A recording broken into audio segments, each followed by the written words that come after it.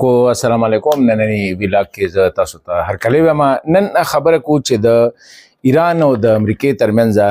کومه معاهده وشوه، د دې به په دې خطې څه اثرات خاص کر په افغانستان، پاکستان او بیا افغانستان، پاکستان، ایران په دې ټوله خطه باندې،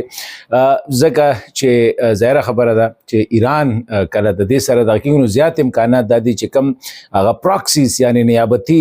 جګړو چې کوم سیزنو نو خبرې دا کېږي چې دا د هغې زمانه به د دې روغې سره ختم شي. په دې باندې به خبره کوم. د پاکستان کردار ټوله نړۍ د پاکستان د کردار مترف د وخت کې صرف درو ملکونو چې د پاکستان نوم نه دی اغستی، پکې یو افغانستان، یو اسرائیل او یو انډیا ده. نو دا ولې په دې باندې به خبره کوم. او پاکستان د فیلډ مارشل عاصم منیر ته د پیس میکر اف د ورلد خطاب په دې حوالې سره به وګورم. بیا خبره خدا ده چې دا معاهده چې د کومې فاینل اعلان چې دی د پاکستان وزیر اعظم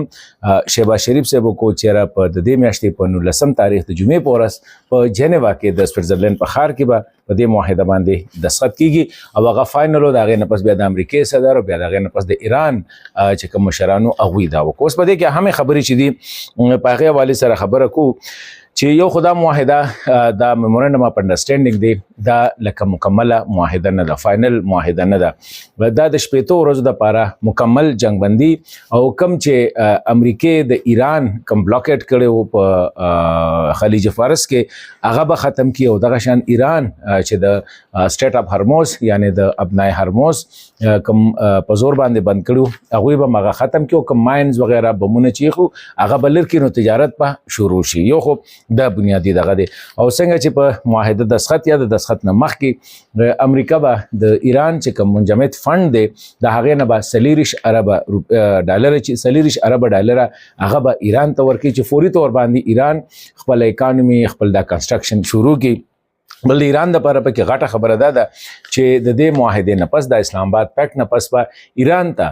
دا اجازت ورکړي چې هغه خپل تیل او وسره پټروکیمیکل څومره اشیا دي ګډز دي هغه خرڅوي شي، هغه بهر ایکسپورټ کوي شي. نو دا خو امیجیټ دا چې څنګه دا معاهده وشي د دې نه پس په دا شروع شو. د دې نه پس به بیا سي د دې نه پس بیا دغه 15 ورځې چې دي د نه پس بیا یو بل راوند د مذاکرات شروع کیږي، هغه ته ټیکنیکل راوند وي او هغه په اسلام آباد کې کیږي. په هغه کې به د امریکې او د ایران حکام د هغوی ټیکنیکل ټیمونه به په اسلام آباد کې وي او دوی به په دې باندې خبره کوي چې خاص کر کم نیوکلیر کم پروګرام دی د ایران هغې باره کې به کېږي چېرې دا به څنګه ایران به نیوکلیر بم جوړوي که نه جوړوي نو څونه وخت لپاره به نه جوړوي او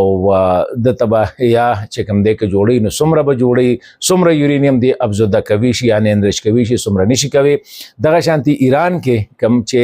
په 100 کیلوګرامه کې انریچډ یورینیم دی یعنې مخکې نه افزوده یورینیم دی، د هغې د ډسمنټل کولو لپاره هغه به څنګه ختمیږي. نو په دې به بیا خبره کېږي. او بله اهمه خبره چې به بیا ټیکنیکل لیول ټاکس کې هغه د ایران د میزایل پروګرام دی چې ایران میزایل جوړي نو د دې رینج به صحیح. بیا د ایران چې کوم پراکسیز دي خاص کر حزب الله په لبنان کې، حماس په فلسطین کې، حوثیان په یمن کې، د دې نه به ایران څنګه ځان دغه کړي، ځکه چې دا معاهده چې ده دا به ټول خطې دپاره ده. جنګ به په ایران کې هم بندېږي، په اسرائیل کې هم بندېږي، په لبنان کې به هم بندېږي، په فلسطین کې به هم بندېږي، په یمن کې به هم بندېږي. نو دا ټول چې دی دا به ختمېږي. څنګه چې تاسو ته ما شروع کړي او خبره وکړله چې د پراکسیس جګړو وخت په ختمېدو دی، نیابتي جګړې دا وخت په ختمېږي. نو چې دا به ټول خطه کومې ته چې ویسټ ایشیا یا میډل ایسټ وایي هلته کې به دا د ایران به دغه څنګه نو دا به بیا د هغې نه پس چې دا ټیکنیکل لیول خبرې کېږي دې باندې به بیا خبرې کېږي په دغه باندې. او دغه شانتې ایران نه مکمل بندیزونه معاشي تجارتي دا چې بندیزونه دي یا ټریول د تلو راتلو د دې ختمولو دپاره به هغه طریقې کار په هغې به خبره کېږي. او د ایران چې په 100 اربه منجمد فنډز دي، کنګل شوي فنډ دي، د هغې د ریلیز کولو دپاره په دې باندې به خبره کېږي. نو دا یو ډېر لوی د اصل